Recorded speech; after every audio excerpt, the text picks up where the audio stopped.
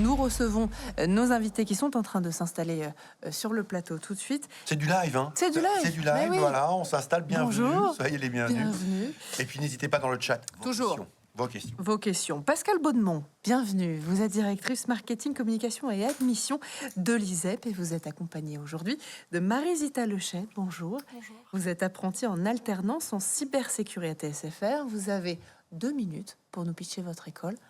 La caméra se trouve juste là, le timer également, et ensuite on passe aux questions-réponses, si ça vous va. D'accord. C'est parti. Donc j'ai le plaisir aujourd'hui de représenter l'ISEP. Donc l'ISEP c'est une grande école, vous le disiez en coulisses, une grande école d'ingénieurs du numérique qui est située à Paris, près du au quartier Montparnasse, qui est également un campus à Issy-les-Moulineaux, près des grandes entreprises de la tech, et qui est aussi installée à Bordeaux.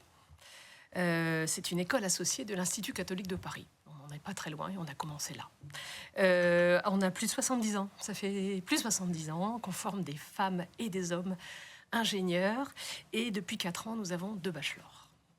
Très important aujourd'hui de porter le domaine du numérique et de préciser combien aujourd'hui c'est un secteur qui recrute activement. Alors à la fois effectivement l'informatique qui est la science du traitement de la donnée, que le numérique et son application, ce qui permet de transformer les entreprises. Il y a beaucoup de demandes et ça touche tous les secteurs. Donc on a beaucoup d'élèves qui nous rejoignent parce qu'ils sont passionnés de la santé, de la défense, de l'aviation, de la ville intelligente. Ça nous met un certain challenge, c'est-à-dire qu'il faut adresser absolument tous les domaines du numérique. Donc, à l'ISEP et depuis longtemps, on va traiter à la fois, on va aller de l'électronique, qui est la base matérielle de l'informatique, pour simplifier, jusqu'à l'intelligence artificielle, en passant par le développement web et logiciel, ce qu'on appelle les systèmes embarqués. On va être des gens de réseau de télécom, ça c'est le cas de Marie-Zita. Et puis, on va aller jusqu'à la couche suprême de protection qu'on appelle la cybersécurité. On est à la fois une école qui va délivrer donc, des savoirs et des connaissances scientifiques et technologiques, mais aussi tout un portefeuille de compétences managériaux et humains. C'est déjà la fin, c'est vrai? Oui. Alors, ça passe vite, hein? Oui, ça passe vite. Bon, on va passer aux questions-réponses. Oui, et puis je propose que Marie-Zita, justement, elle va incarner un petit peu toutes les dimensions de l'ISEP. Ben oui, racontez-nous alors Marie-Zita, dans quel programme vous êtes? Comment vous êtes arrivée dans cette école? J'ai intégré l'ISEP après 2 ans de prépa à Lyon, une prépa scientifique. Et j'ai tout de suite fait le choix de faire de l'alternance parce que je savais déjà que je voulais faire de la cybersécurité. Donc j'ai passé 3 merveilleuses années chez SFR, au centre cyberdéfense. J'ai pu découvrir tous les pans de la cybersécurité parce qu'un centre cyberdéfense, ça a vraiment plusieurs missions et plusieurs domaines au sein de la cybersécurité.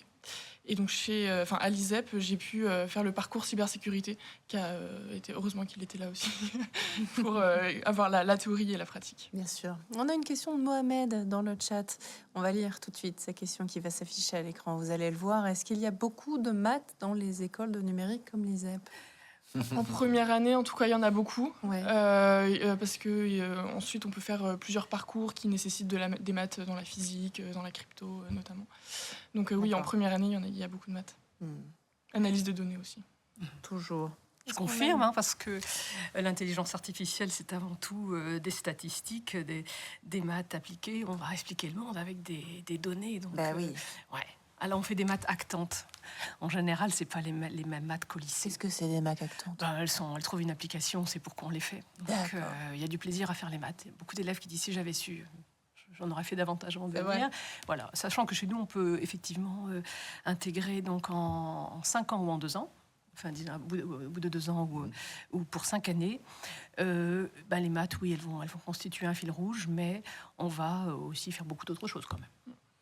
Fanelli, on a une nouvelle question dans le chat, question de Nouriard. Est-ce que vous proposez une formation pour faire ingénieur en robotique?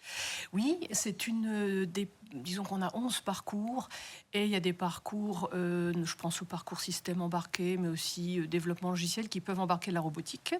Et si on fait la classe On a des classes prépa intégrées chez nous. Il y a une partie il y a un tiers de la classe prépa qui est dédiée à des dimensions de sciences du numérique. Et on va commencer la robotique dès le premier jour, quasiment.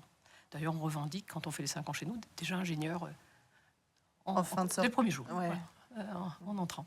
Pascal, on est en pleine révolution IA, certainement. Hein, je ne sais pas ce que vous en pensez. Qu'est-ce que Certains disent que c'est encore que le menu. C'est que le C'est début. l'apéro. L'apéro, effectivement. Justement, comment une grande école comme la vôtre s'adapte à cette révolution?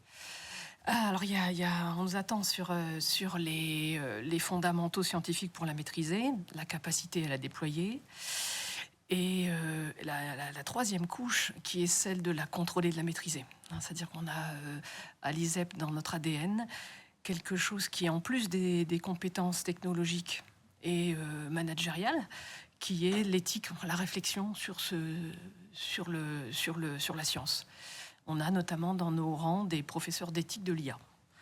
Et puis un jour, peut-être qu'il va falloir effectivement qu'on prépare nos ingénieurs à être des hackers éthiques pour vérifier si les systèmes On en sont... fait chez Garage ISEP.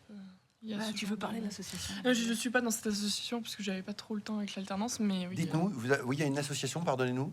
Il y a plusieurs associations, dont Garage ISEP, qui travaillent sur beaucoup de sujets. Et il peut y avoir des sujets sur l'IA, sur apprendre à hacker de manière éthique.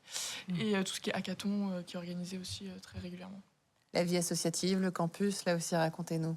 C'est très dynamique, hein. Il y a plusieurs associations. Je les connais par mes amis surtout. J'en ai fait partie aussi de quelques-unes. C'est très dynamique, on rencontre beaucoup de gens. Il y a beaucoup d'aide des anciens pour les nouveaux. Il va y avoir des nuits entières avant les partiels où les anciens aident les nouveaux à réviser. Voilà. Donc ça, c'est un très bon point. Marie-Zita, donc vous avez fait une alternance en cybersécurité. Qu'est-ce qui vous a attiré, vous, dans ce domaine de la cybersécurité? C'est un peu cliché.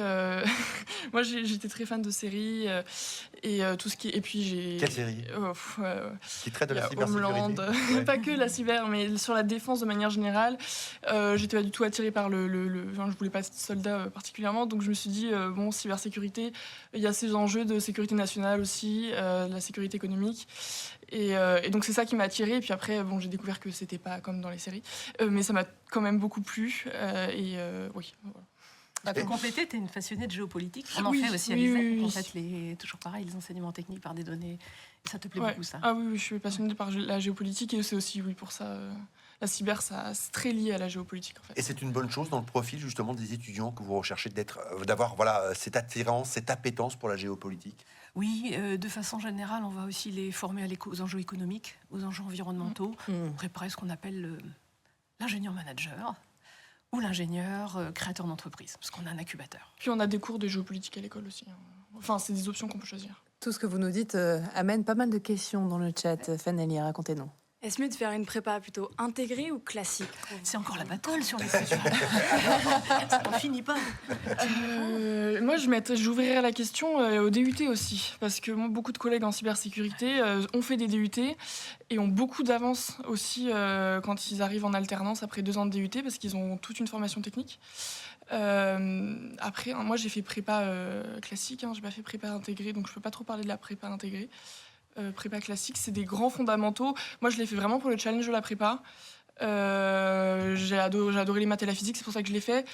Mais après, c'est vrai qu'une prépa intégrée, on est déjà dans le bain de l'ingénierie. Ouais. Donc, c'est un peu en fonction de ce que la personne cherche en fait, dans son Pas de parcours. préférence particulière, en tout cas, au Non. sein de votre école.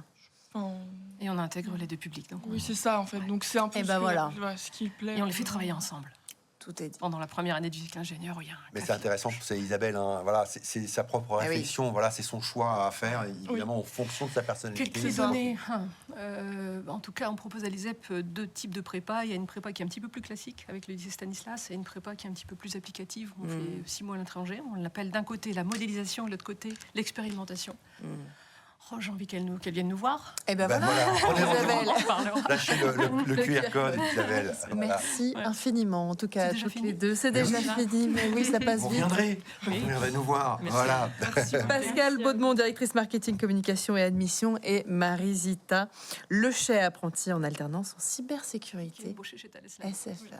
Félicitations. Ouais. On vous souhaite tout le meilleur pour la Merci suite.